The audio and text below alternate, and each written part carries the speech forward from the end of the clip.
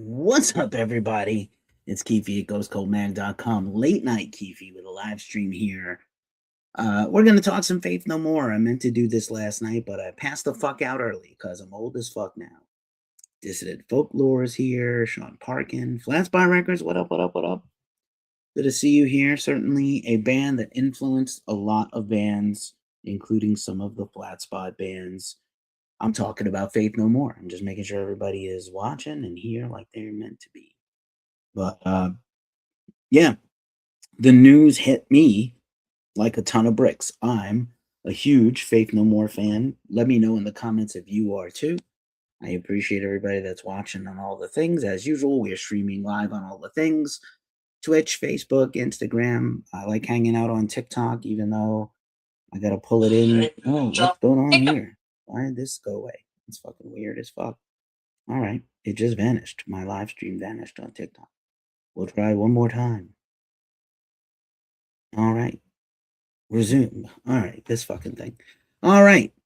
Technical difficulties already. But yeah, I'm happy to be here. I'll be back on later today. We'll do some of the minutiae of the show, but I will be back on later on. And today, with our weekly rock and metal news show, Gigi fan is here. What up, what up with the Paulie Walnuts, iconic Paulie Walnuts style avatar there. We are talking Faith No More and why they came back. Why did they come back? I know a lot of cynical people will say money. They are confirmed to be coming back. They signed with a global marketing team.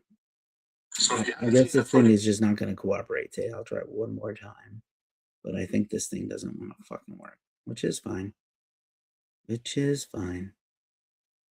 I am unsure why. Oh, maybe that's why. I'm also not on Wi-Fi on the phone.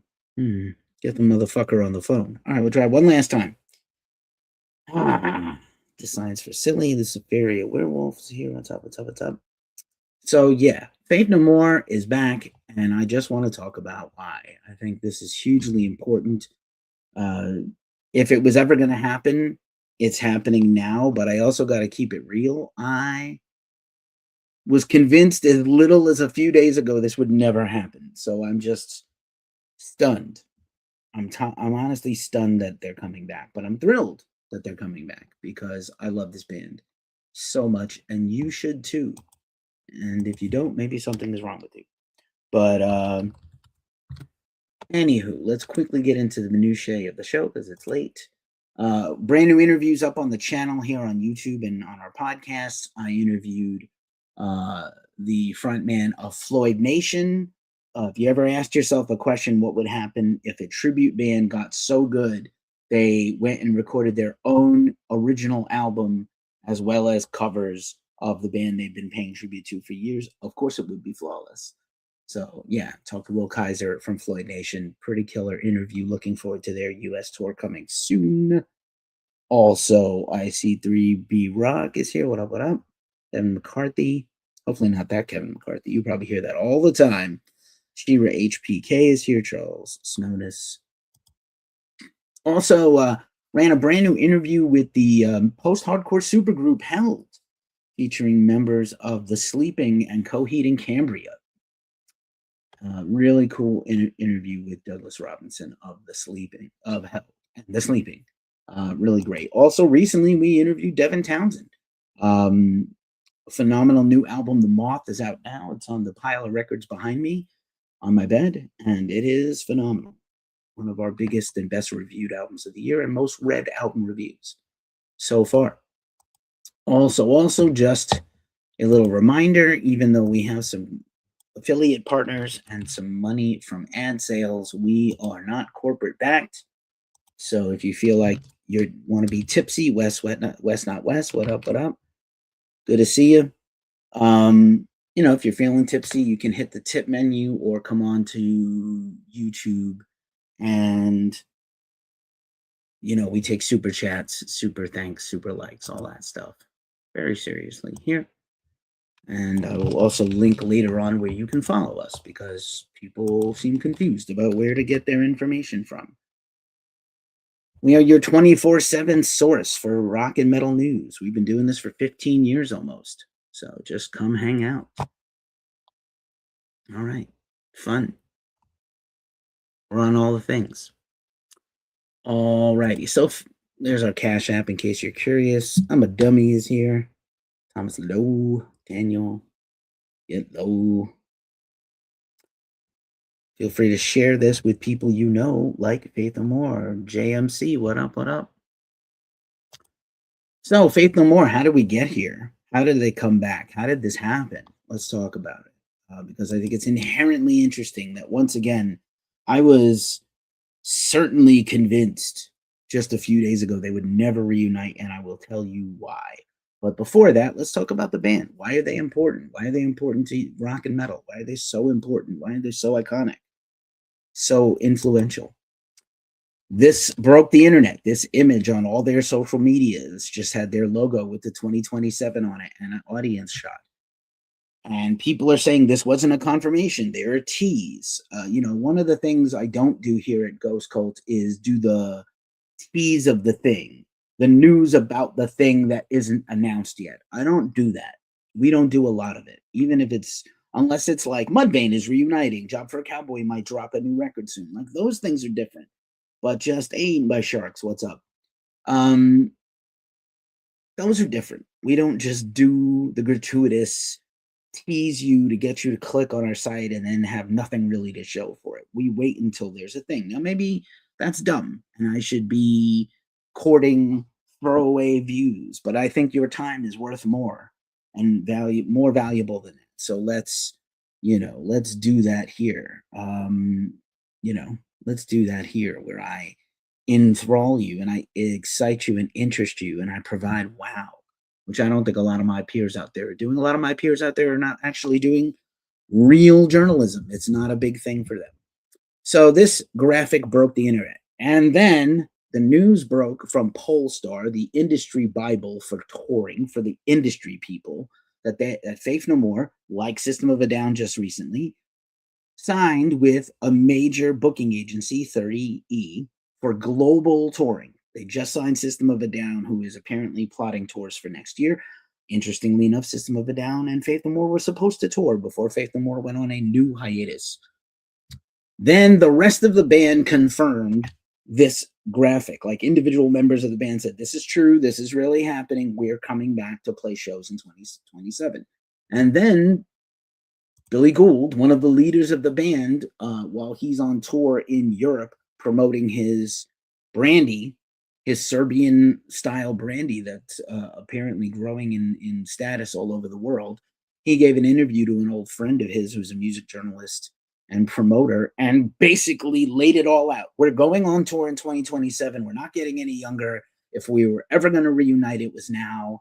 I don't even know in the future if we'll be able to play some of these songs. He's like, as soon as I get back from this press tour about the brandy, I'm going to start working out. He said the tour is probably going to start in early in the year, in January, as early as that. And then hopefully by the summer be doing European festivals, which means spring or fall USA. So yes, it might be a long way off, but it is confirmed to be happening. And just for a second, all of y'all on my Facebook, on Ghost Cult's Facebook, everybody else out there. Hi, Jeanette. Thanks for watching. Everybody else that's on our Facebook arguing they didn't confirm anything. There are no actual dates. This, that, and the other thing. Yo, they confirmed it. You're fucking idiots. You're fucking idiots. Just letting you know. You're all fucking idiots. They confirmed it. They're not going. They're coming back at least for this. I'll talk about that interview in a second. Also, where Billy said it's not likely they would even ever make new music ever again. It's not something he wants to do. He said every record has been difficult. He has not enjoyed almost any of them. Has never enjoyed them. So why would we do that now? We're going to come back and play shows. Billy is one of the foundational members of the band. He's not a founder, but he's a foundational member. I think I would take his word over any idiot on the internet. Just saying. Chris, what's up, man? We're just talking about the Faith No More reunion. Let me know if you got a favorite Faith No More album, member, song.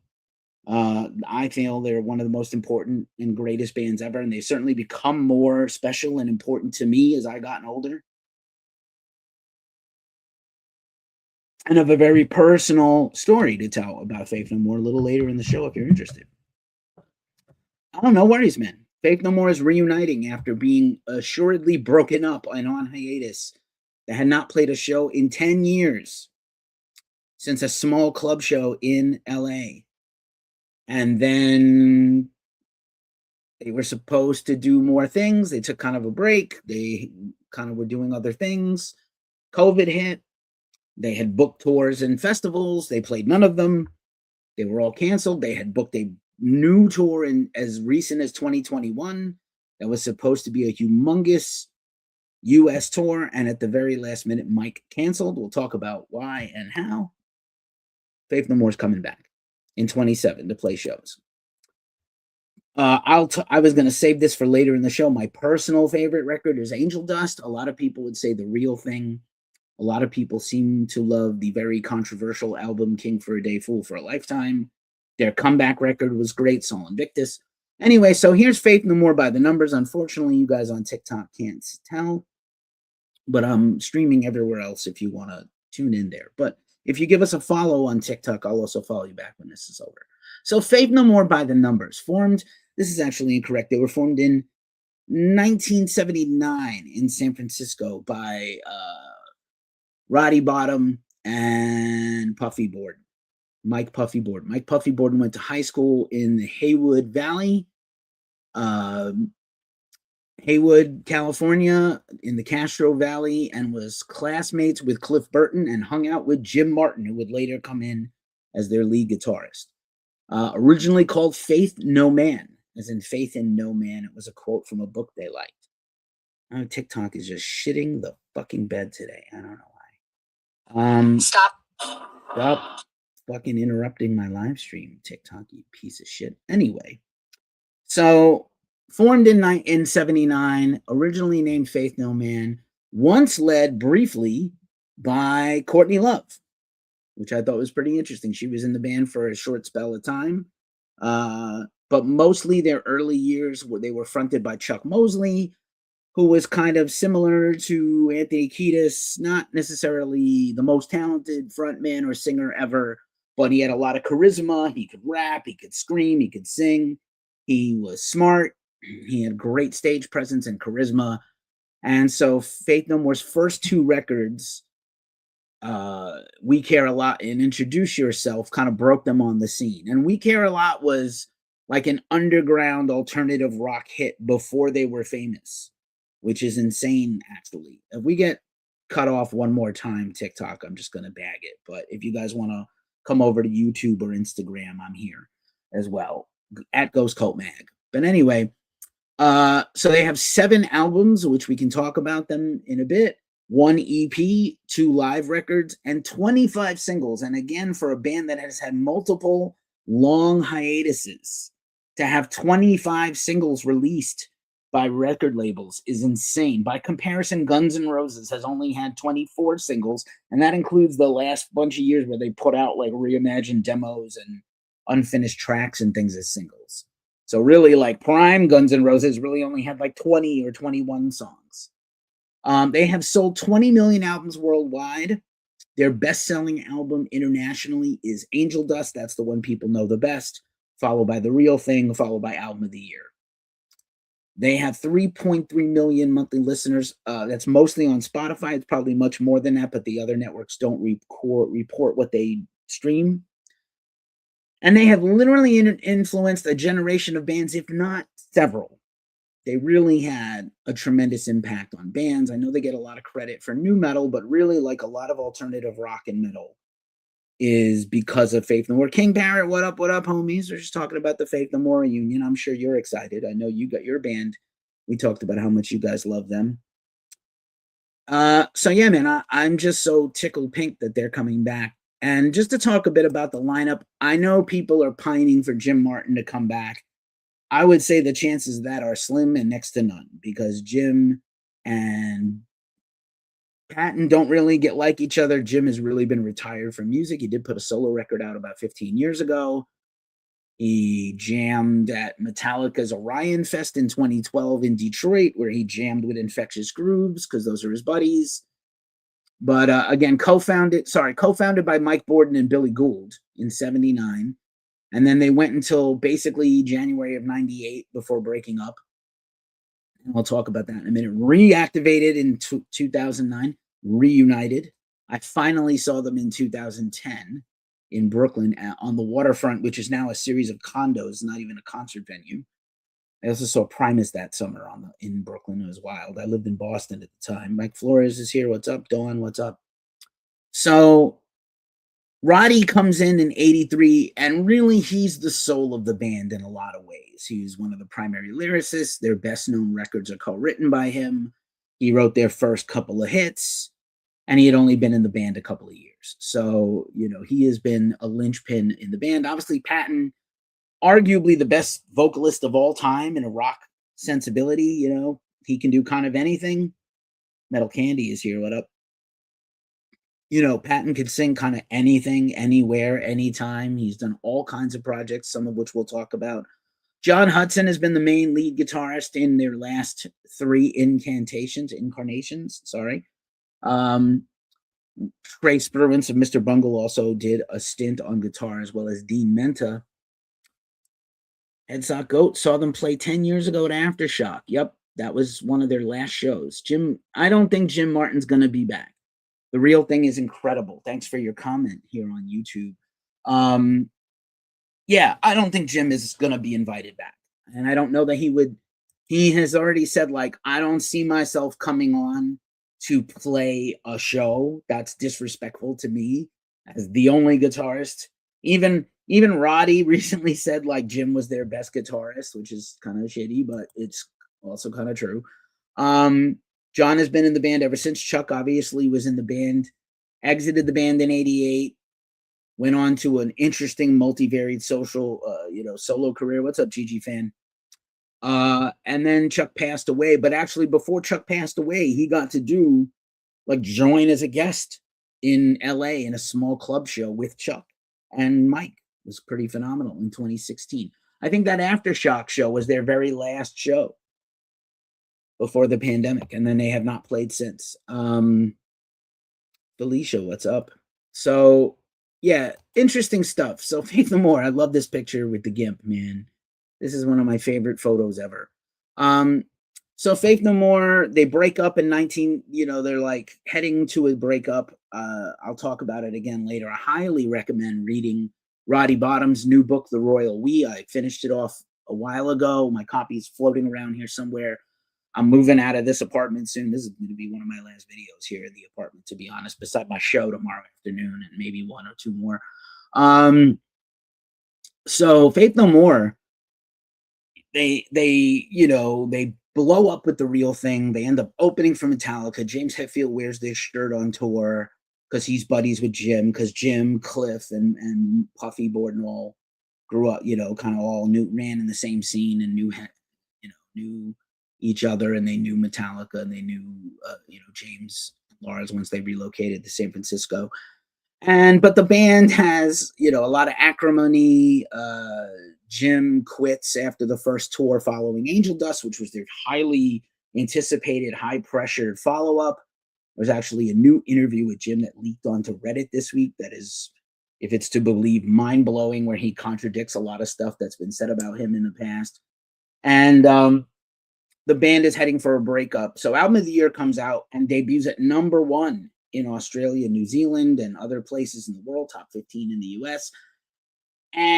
But the band is coming apart. I felt like King for a Day, Fool for a Lifetime was great, but it's very Mr. Bungle-y, and that sets off and doesn't jibe well with people who like the heavier Faith No More stuff. And it's a little all over the place in terms of influences, so it's not an easy follow, an easy listen.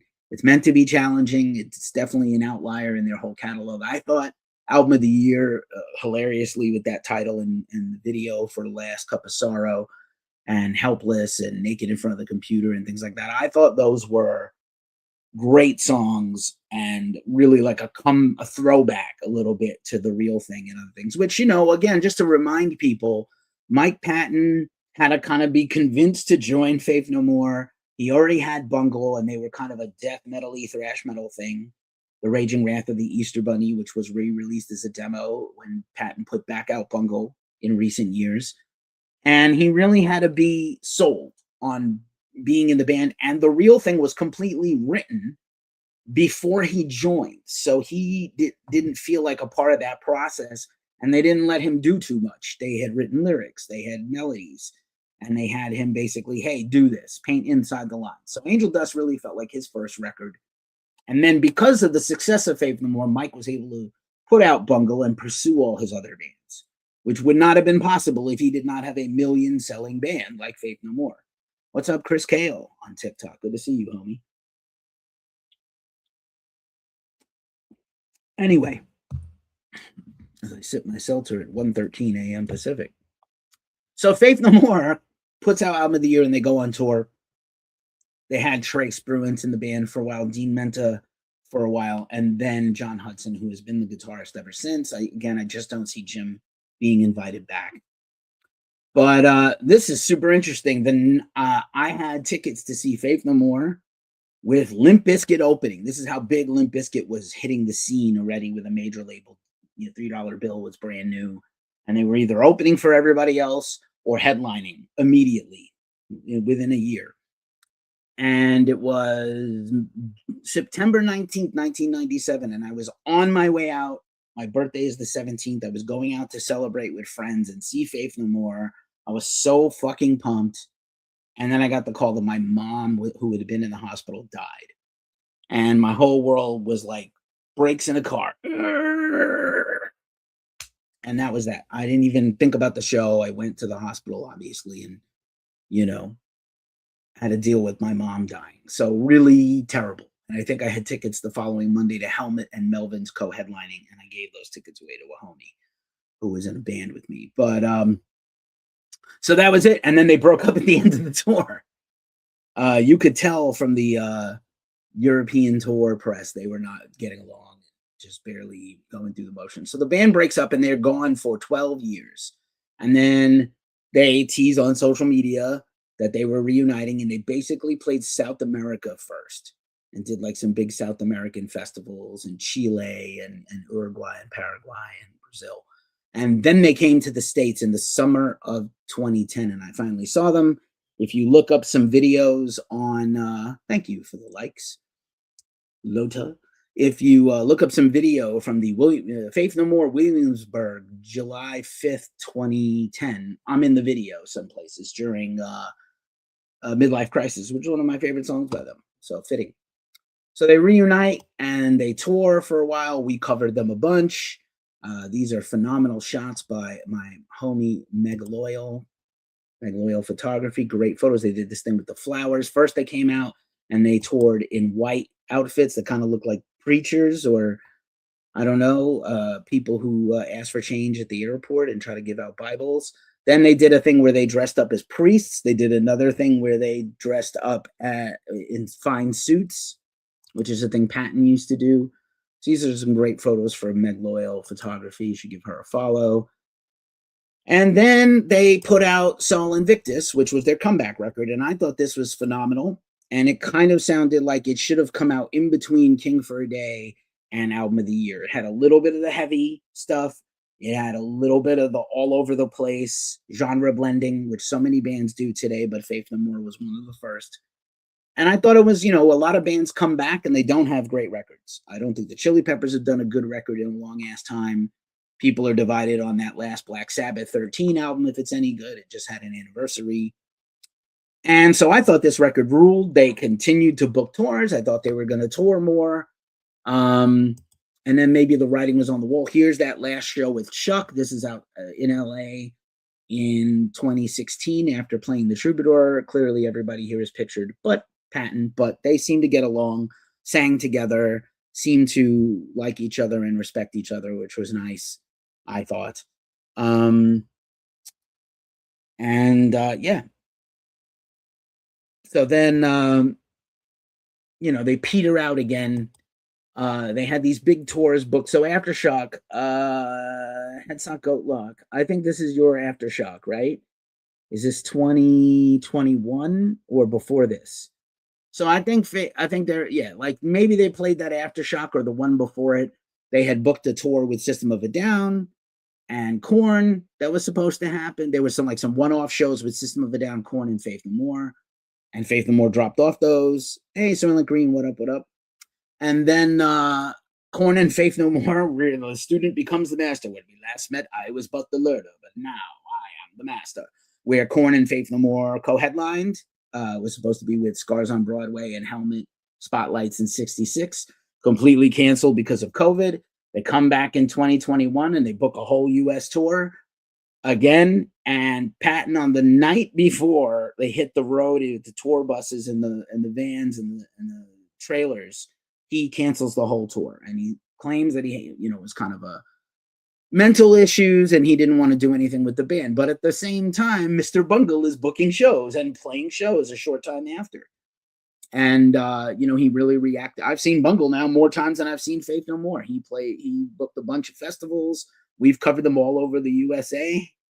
Even Milwaukee Metal Fest a couple of years ago when they came back. So I think there was a lot of bad blood between Roddy, Mike, Bill, and Puffy. Even especially Billy, who had been one of Mike's champions, was really, apparently in his feelings. And Mike, was like, yeah, I'm not interested. He ghosted them for years and years, 3-4 years. He just vanished. And Roddy's book talks about the disappointment and the hurt. Like, I see him all over the world with these other projects and booking things and announcing things.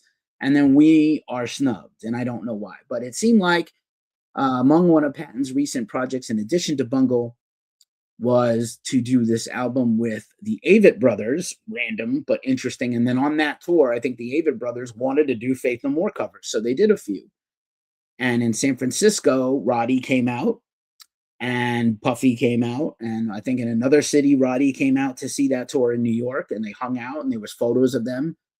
And I still was like, I'm thrilled about this, but I'm not sure this means they're coming back, because I know there's a lot of bad feelings, and you just don't know. Getting together in person is a lot different than working together and restarting a working relationship that was always rocky, or mostly rocky. And Patton probably feels like, I don't need Faith No More to get out my Faith No More. My music is my music, and I do other things with it. Even with Mr. Bungle, which is like a star-studded band, plus the 2 long-term Bungle guys. You have Dave Lombardo and Scott Ian happily joining up to be in your band. You don't need Faith No More, in a way. But Faith No More fans have been fiending. Faith No More band members have been fuming. So I didn't think this was possible.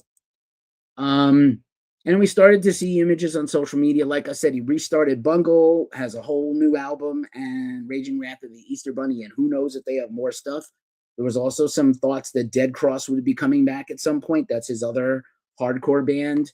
Bungle is incredible, can do thrash, can do hardcore, can do, yacht rock, the things that Patton loves, the dichotomy of all these things. Tomahawk is about to go on tour for the first time in ages and co-headline tour with Melvins. I don't know if I can get to the San Francisco date in August because I'm getting married in a month. Less than a month. And in the meantime, Patton also has done shows with Fantomas in 2019, and there's always talk that Fantomas might make a comeback or something else. People would love to see Lovage or Mondo Cane or any of his other random musical acts maybe make a comeback someday. Billy, as I've been talking about, has been promoting this plum brandy Jabija. Forgive me, I'm not Serbian. I do have some Eastern European in my background. Serbian's not one of them. But he's been promoting this heavily, and also he has Cool Arrow Records. I don't know if he's still putting out music with Cool Arrow. I would love to talk to him about it someday. As you know, Puffy has played with Ozzy. He immediately went from the Faith No More, was already kind of going on tour with Ozzy and Ozfest as the drummer for Ozzy and Black Sabbath a little bit in 1997. He continued to record and tour with Ozzy sometimes, off and on, and other bands he's been in. Here he is. And, he seems to be the most mild-mannered and nicest member of the band, just seems to be the most down-to-earth guy. I know he has a family and kids and things like that, grown kids. None of these guys are getting any older. You know what I'm saying? They're all gray. And like I said, uh, I'm just so flabbergasted and happy that the band is coming back here.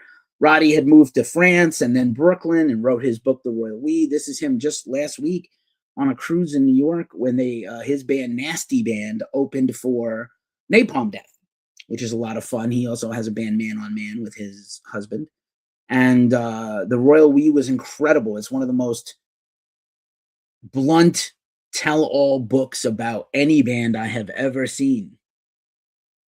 Staten's a hit nowadays, Bob Saget says. I don't disagree. I think I went before this, big bands, Deftones, Coheed. So I'm going to say that was Velvet Revolver. It's probably the late teens. So 2017, 2018. But they really haven't played a show since then. Headsock, Goatlock. And then Satan. Satan is a hit nowadays. Good one. But yeah, Roddy, man, I'm super happy for him. And we got to cover his band, which was wonderful. His book is incredible if you're a fan. And then just a couple of other things to shout out. You know, they have a bunch of big anniversaries coming up. Angel Dust came out in 92. I don't know if this band can make it another 6 years, but the real thing is 3 years away from 30 years. And I know, again, Mike has never felt like it was his whole record.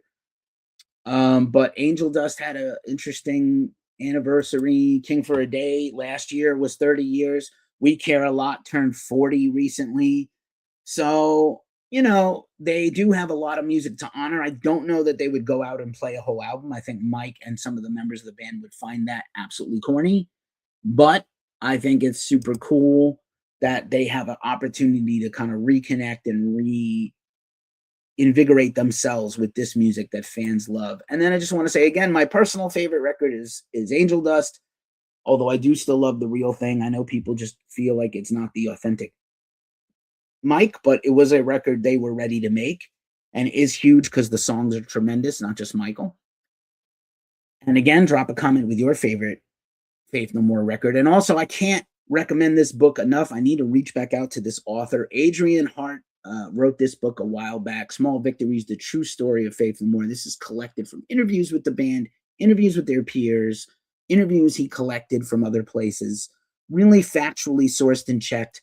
And you might have seen some of the artwork that I shared in the last couple of slides. Go check out if you love the band, not just, you know, the Reddit community is pretty strong, but I want to say Faith No More followers on Facebook is a tremendous, I know Facebook is trash, but it's a tremendous group. It's a tremendous group for musical lovers. Hey, Sun Don't Shine, what up, what up, what up? Just talking some Faith No More comeback. I never thought Faith No More would reunite again, but here we go. So that's the show, and we are so back, and I'm so stoked for the possibility of seeing this band. I suspect it won't be until the fall, although I think, of course, Paint Records, what up, what up? I do think that I do believe that there's a chance, because they were aligned with Danny Wimmer festivals before, and Riot Fest certainly loves booking patent projects. You could see Faith No More do all the European festivals next summer as a headliner. Ryan said Fred will be the opener. Nice. AKA Halford in Fight, Andrew. But I wouldn't be surprised to see like Faith No More headline all the Danny Wimmer festivals, Incarceration, Riot Fest, Lollapalooza. These are huge, lucrative, huge things that they would be an absolute worthy headliner of for next summer.